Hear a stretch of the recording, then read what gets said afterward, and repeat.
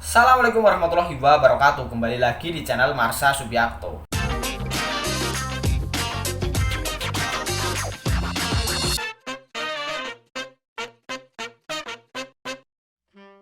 Pada kesempatan kali ini kita akan kembali membahas informasi menarik. Kali ini kembali terkait dengan P3K atau Pegawai Pemerintah dengan Perjanjian Kerja. Jadi kabarnya di tahun 2022 ini dan di tahun 2023 mendatang, pemerintah akan kembali melaksanakan seleksi P3K dan diutamakan bagi teman-teman honorer, walaupun kabarnya tetap dibuka bagi formasi umum. Dan yang penting bagi teman-teman honorer ataupun teman-teman yang berasal dari formasi umum, sebelum mendaftar sebagai P3K, alangkah baiknya dipikirkan terlebih dahulu apakah teman-teman sudah mantap mendaftar sebagai P3K di formasi yang teman-teman pilih, kemudian juga di instansi yang teman-teman pilih.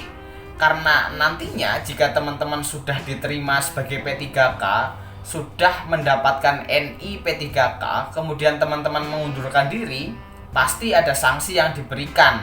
Jadi teman-teman harus pikirkan terlebih dahulu matang-matang apakah teman-teman sudah yakin mendaftar P3K pada formasi dan instansi yang teman-teman pilih.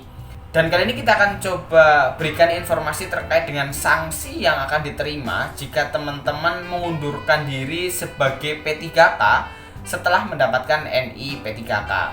Berikut ini informasinya. Oke, bismillahirrahmanirrahim, langsung saja kita mulai. Jadi informasi terkait dengan sanksi yang akan diterima jika P3K mengundurkan diri diberitakan oleh CNN Indonesia. CNN Indonesia memberitakan dengan judul P3K mundur usai lolos seleksi disanksi tidak bisa daftar lagi. Kita coba bacakan. Jakarta, CNN Indonesia. Calon pegawai pemerintah dengan perjanjian kerja atau P3K yang mengundurkan diri usai lolos seleksi tidak diperbolehkan untuk mendaftar kembali untuk satu periode berikutnya.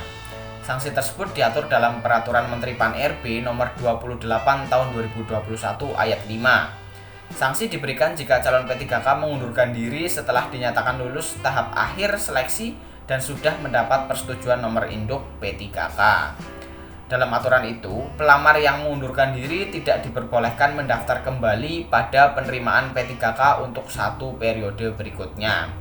Dalam hal pelamar yang sudah dinyatakan lulus tahap akhir seleksi dan sudah mendapat persetujuan nomor induk P3K, kemudian mengundurkan diri, kepada yang bersangkutan diberikan sanksi tidak boleh mendaftar pada penerimaan P3K untuk satu periode berikutnya. Kepala Biro Humas Hukum dan Kerjasama Badan Kepegawaian Nasional BKN Satya Pratama mengatakan bahwa aturan itu berarti calon P3K langsung ditolak ketika ingin mendaftar lagi. Dengan kata lain, tidak bisa registrasi. Kalau belum mendapat NIP, berarti yang bersangkutan tidak bisa ikut penerimaan CASN satu periode, langsung ditolak SSCASN, kata dia kepada CNN Indonesia. Satya juga berujar apabila P3K sudah menerima NIP lalu mengundurkan diri, sanksi juga akan diberikan oleh instansi terkait. Kalau sudah ditetapkan NIP atau NI P3K, maka ada instansi yang mengenakan sanksi tambahan. Ada di pengumuman masing-masing instansi, kata Satya.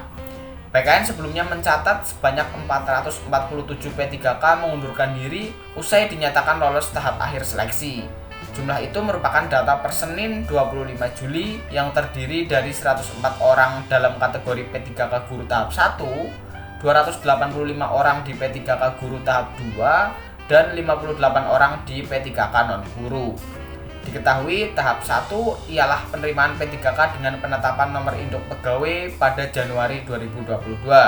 Sementara tahap 2 ialah penerimaan P3K dengan penetapan NIP yang jatuh pada April 2022. Menteri Pendayaan Aparatur Negara dan Reformasi Birokrasi, Menpan RB Cahyokumolo almarhum, sebelumnya mewanti-wanti akan mempertegas sanksi bagi calon pegawai negeri sipil dan P3K yang mengundurkan diri usai lolos seleksi.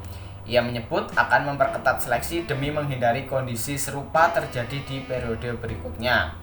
Kami dalam tim Panselnas bersama PKN dan instansi terkait lainnya akan memperketat proses seleksi hingga CPNS dan P3K tersebut diterima. Seandainya ada di antara mereka mengundurkan diri, seperti yang terjadi saat ini, akan diberi sanksi yang tegas dan berat agar tidak merugikan negara dan memiliki efek jera di kemudian hari, kata Cahyo di Jakarta Mei silam. Jadi itulah berita terkait dengan sanksi yang nantinya akan diberikan bagi P3K yang sudah diterima, sudah mendapat NIP P3K kemudian mengundurkan diri.